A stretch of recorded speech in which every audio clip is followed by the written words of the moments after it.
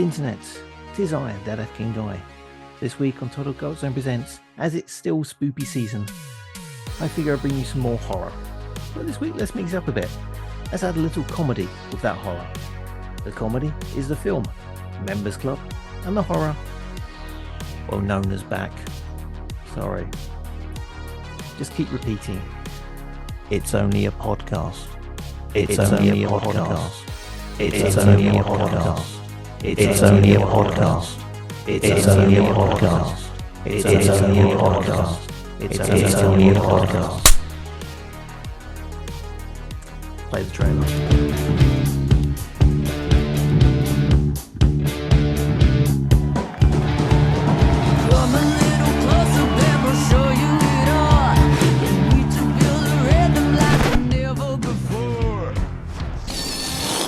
What's wrong with you? Stripping in your 50s. I'm selling the company. You ain't ready to quit yet. Are we, boys? Hen party, one dance, 800 quid each. If we're gonna go out, we might as well go out with a bang. I ain't going in there. We are the act. We're wet dreams. Yeah, smells like it. Hello. Notes. I'm ready. I'm prepared. I did my research again. And by I did my research, I spent the whole of this going, I know that person. I know that person. How do I know that person? It is one of those films. It's like everyone from British TV. Yeah. Yeah. Some of them more... I'll get into that, actually, when we get into it. Because there are some that I'm like, they deserve way more time. And way more jobs than I thought they'd done. I thought they'd done a lot more. And apparently they hadn't. And I was incredibly disappointed. So, hello, Nona. Hello, sorry, I was swigging my energy drink. Hello. This is why it's good to have videos on the site sometimes when you're drinking. Yeah, I know. But like, I'm also sat here with my legs up. I'm chilled. I'm ready to do another movie review. Yeah, today's film, a little different. Some similarities with stuff we've done like recently. Yeah. Some. You did ask for something that was possibly going to be terrible. And this had all the makings of being terrible. I do have a soft spot for films that have these concepts, as they can surprise you occasionally. Yeah, same. I didn't think it was terrible. I actually enjoyed it.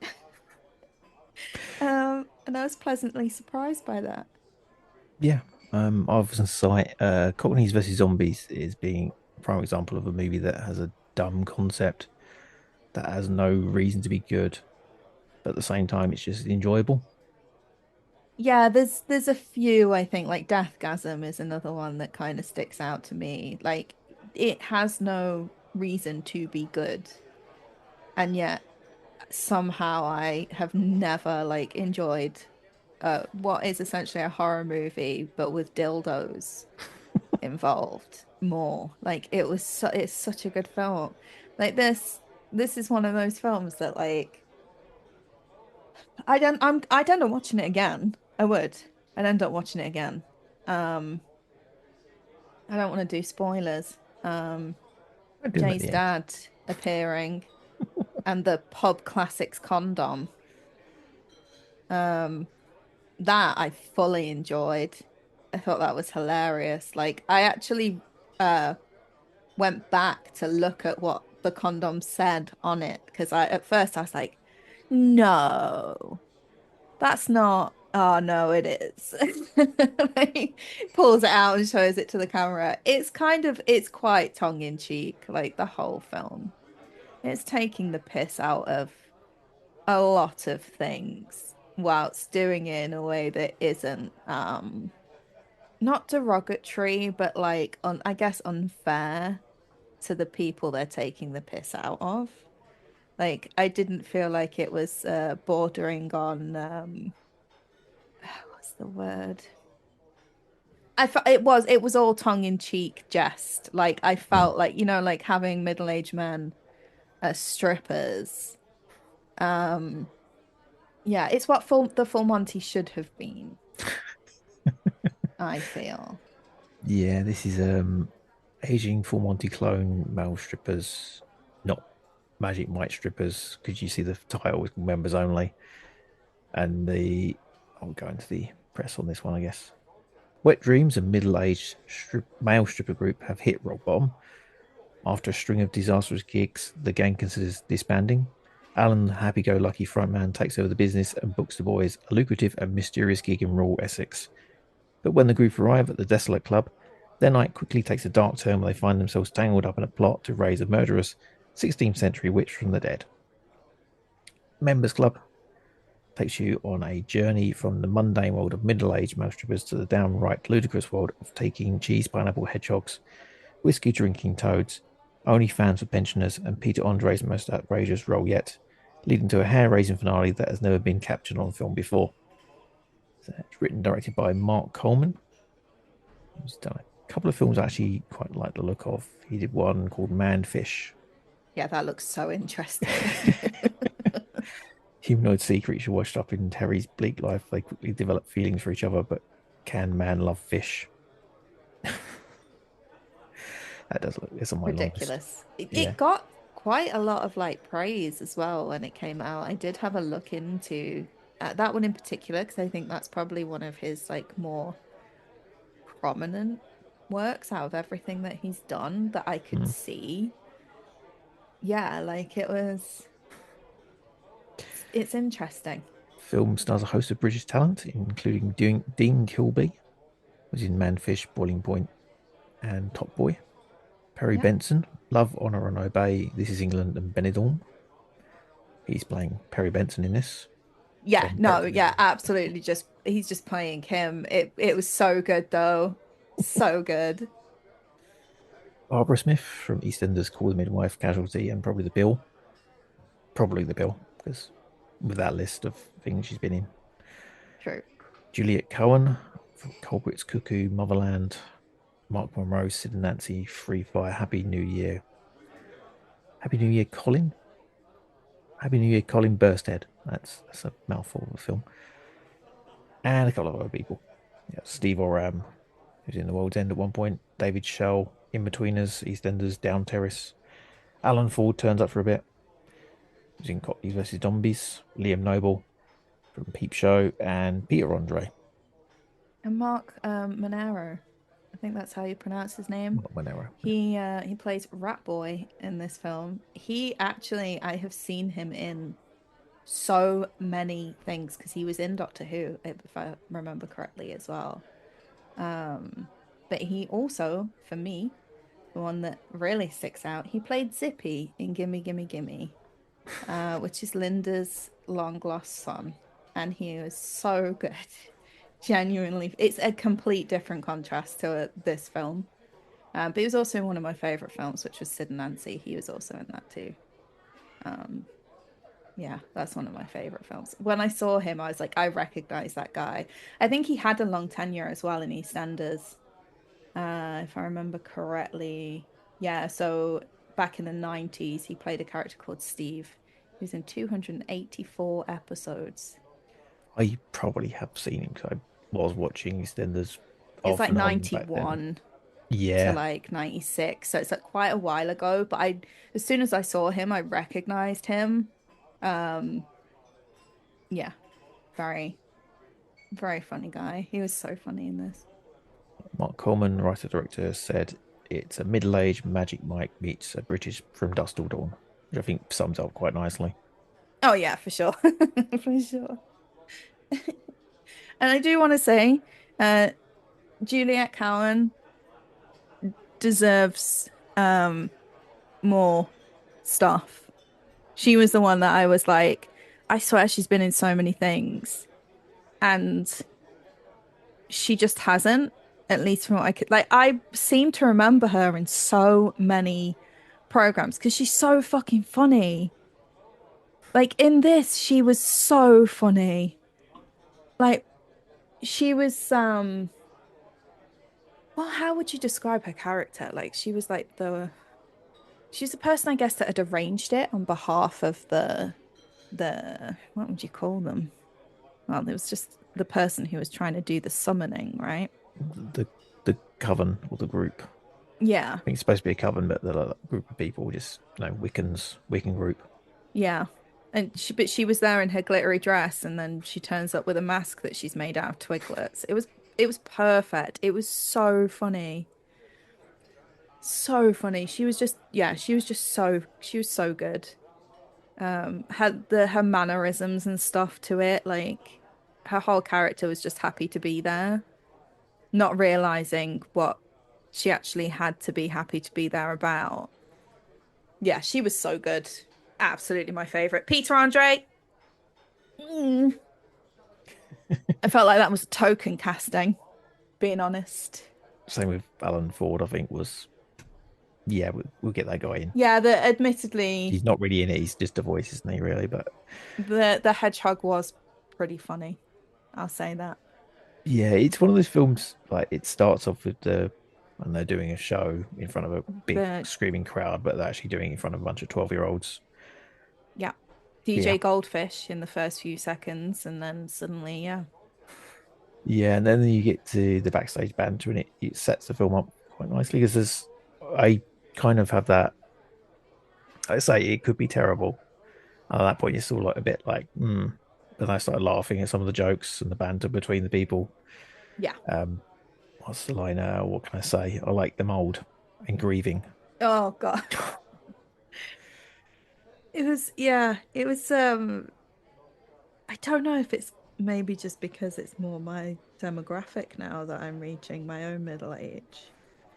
Um, I don't know if that was also a part of the reason why I did find it quite relatable as well. Like, because it kind of was. That sounds, I know that probably sounds really daft to say, but like I'm nearly 38. I'm approaching my 40s. And there does come a point where you do just sort of go like, is this what my life is? Have I really reached my dreams? And like Alan is so hell bent on getting his dreams of being like this stripper, this like world-class stripper. Yeah, that he's like given up so many other things in the meantime. And like there does come a point where you have to understand what your strengths are and just give it up and you know, find another vocation. And he doesn't. Like he just doesn't. I'll give him props for, continuing the stripper dream. Yeah, I do like the Babe Station web camera gimmick he's got set up. Yes, that oh God. Oh God. If you want to talk dirty or just slag off your foreign neighbours, give us a call. Yeah. Yeah. Yeah. Yeah, it has got that slight bleakness to it as well. Whereas these Yeah. guys are all pretty pathetic and are celebrating the one-off gig, and the reward is £800 each, Yeah. which is like that's not a lot, but they're seeing it as like a big hurrah to what they're doing. Yeah, I think that there's a depressing note on that in terms of what the performance industry looks like, because this is still would fall under to some degree performance, right? Mm. And I know as somebody who used to, uh, I was a working stage performer, not stripper. I will point this out. Um, I was an actor. I used to tour and all that kind of stuff. And I remember my first job back then. I was 16 and it was 250 a week under equity at minimum. And I couldn't believe that I was making £250 a week. So I do think there's like, I mean, it's probably slightly more now because we're talking, this is back in like 2003, I think. Mm. Um, there is a depressing undertone of thinking like, for what you do, that's such a lot of money. And in reality, is it? Is it a lot of money? Yeah, it does have a lot of the self-deprecating humor in that part as well. Yeah. And Yeah, there's just a line thrown out in the middle of it, which is just has like that bleakness to it almost. It was, I can't remember the last time I cried. Yeah, that is And it just gets thrown out, and they sort of look around at each other like, hmm. And they carry on with the gags, which like jokes they're just involving bodily functions and stuff like that. But it's just yeah. that one line pops up, and you go, hmm. I mean, I can remember the last time I cried. It was yesterday. But I cry all the time. I'm a known crybaby. Like I can't remember the last time I didn't cry. But I do get it like in terms of that numbness. Hmm. Like this is just everyday monotony. Which I think is what actually makes the whole getting the gig part kind of sad because they clearly have been very used to either not getting booked or it just being the same thing over and over. And now they're being given what they consider to be a decent amount of money. Even down to this bit did make me laugh when they talk about how that it's a decent spread and it's just a table with a few like fucking party rings and the fucking cheese and pineapple hedgehog on it, right? Like that was not a decent spread, but they clearly had never had anyone provide them with food of any kind. Like even with the 12-year-old's birthday party, like it didn't look like they were really given anything other than just Cake. yeah. Yeah. So like these guys are clearly used to just being put in, laughed at, and then put back out again. Um and now they're kind of being put in a place where it's like, we're gonna pay you well and we're gonna give you food and as far as they're concerned, they're like, yes, we've fucking made it, boys. Um, yeah. It was somewhat depressing. It's I'm guessing you can say it's a slasher film once they get the ball rolling on it, or the witch being resurrected. It's not a spoiler because there's got to be something scary in it. It's a little ambiguous in what they can do and can't do, and it was more like a zombie slasher thing sometimes rather than a witch. But yeah, I It don't think it matters too much. it reminded me of the film The Witches, the Hmm. Roald Dahl adaptation. It reminded me a little of that in terms of look. Hmm. That was the bit that I think that was the only bit that I think for me kind of let it down because it was so obviously latex. um Again, I think this is one of those you can go, okay, fine. There's yeah, some like scenes where it I doesn't look can too let bad. it pass Hmm. because the film is literally about a bunch of fucking strippers. Like like that's where I can let it pass. I think in any other film I'd have been like, nah, that's just completely no. Do you know what I mean? Like Hmm. I don't know. It wasn't played for laughs. One of my favorite parts was a little bit later on. Again, I'm not going to spoiler it because we get a nice 2 minutes of spoilers. But there is an amazing scene towards the end as the film's coming to its climax involving the witch and two of the characters. Where, to be fair, that whole suit really did work to an advantage in terms of, um, yeah, it added, shall we say, to the tension, but in a way that maybe I'll explain probably more in the spoilers, actually. But yeah, that was the only bit I think for me that I just was a bit like, oh. And Yeah. Then I you've got don't know what. the side plot, subplot, I guess, the daughter turning up.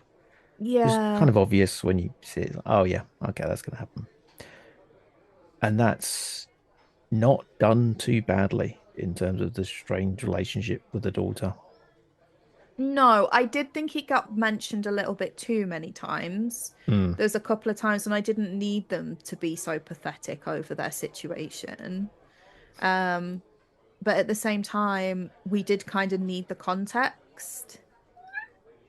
Yes. I'm getting some agreement.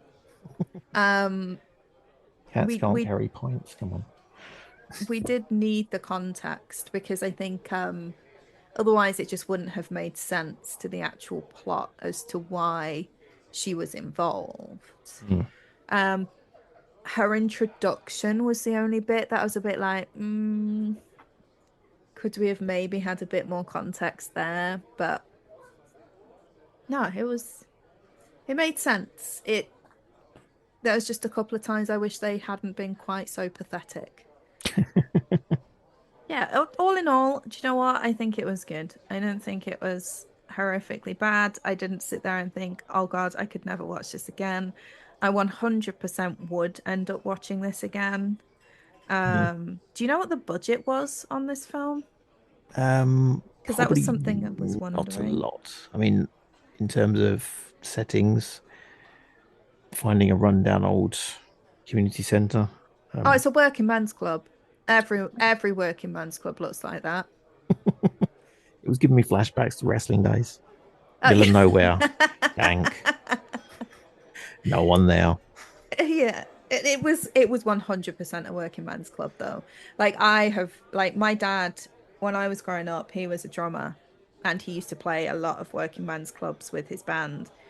And I've been in so many. They all look exactly like that, right? They all have that depressing air of this is just where the older generation come to drink. Big arts. Yeah, literally. And they all are going to know each other. So, yeah. Working man's clubs are very easy to find because there's still fucking loads of them. So many. And weirdly not closed down.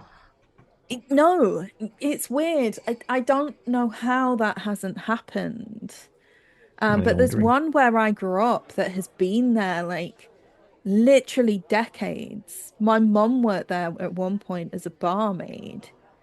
And when I was born, I was put in a pushchair by the door.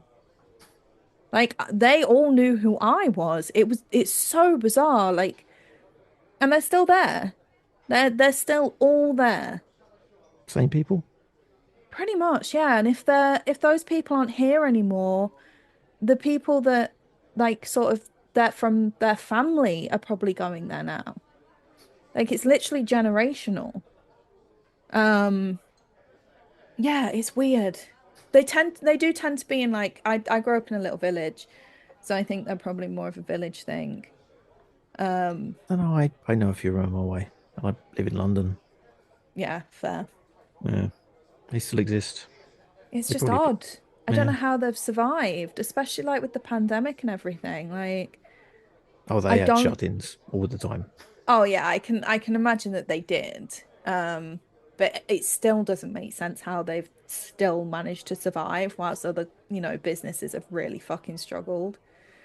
I put it down to the fact that Panda Cola and stuff never goes off, so they've just had a back stock. Okay, I recommend as well. It was concept wise, you go, this could be amazing, this could be terrible.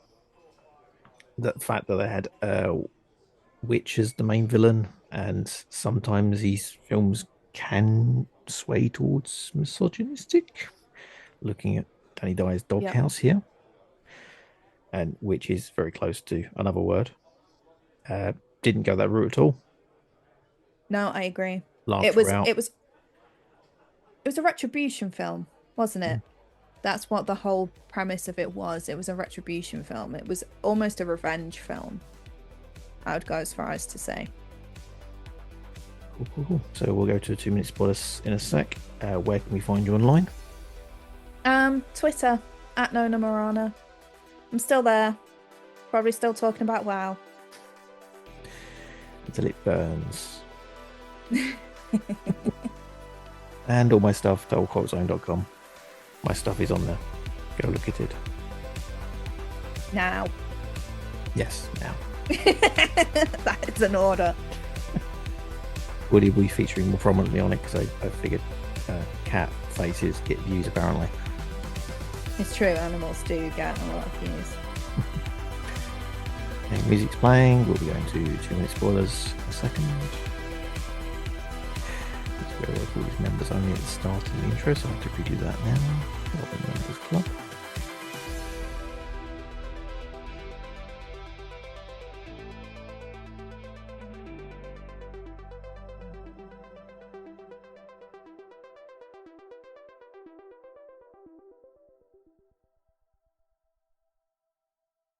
Do do do do do do do. That's Left Bank by the Novel Tones. Do do do do do do. Okay, spoilers will start in a few seconds. If you don't want the film ruined, and why would you? Because we both recommended it. You should go watch it. True. You should turn off now. Into spoilers. Into A candelabra of dicks. That's where I'm kicking this spoiler off with. Honestly, that line did absolutely fucking crease me. And then when it was Dino, wasn't it, who came in with Alan, and they started dancing to Freak Me. They tied her to the chair, and then Dino took one for the team. This is the bit I was talking about with the two. Like when he kissed her, that must have felt awful, that latex and stuff. Just would not have been fun.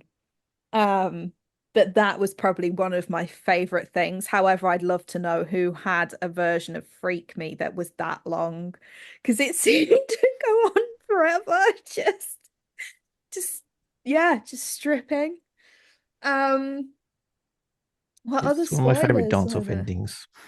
It was just, do you know what? I feel like this is the only spoiler there really is. Oh, actually, no, because at the very start with Jay's dad, and I still refer to him as Jay's dad, and I imagined him still as Jay's dad because he was going dogging.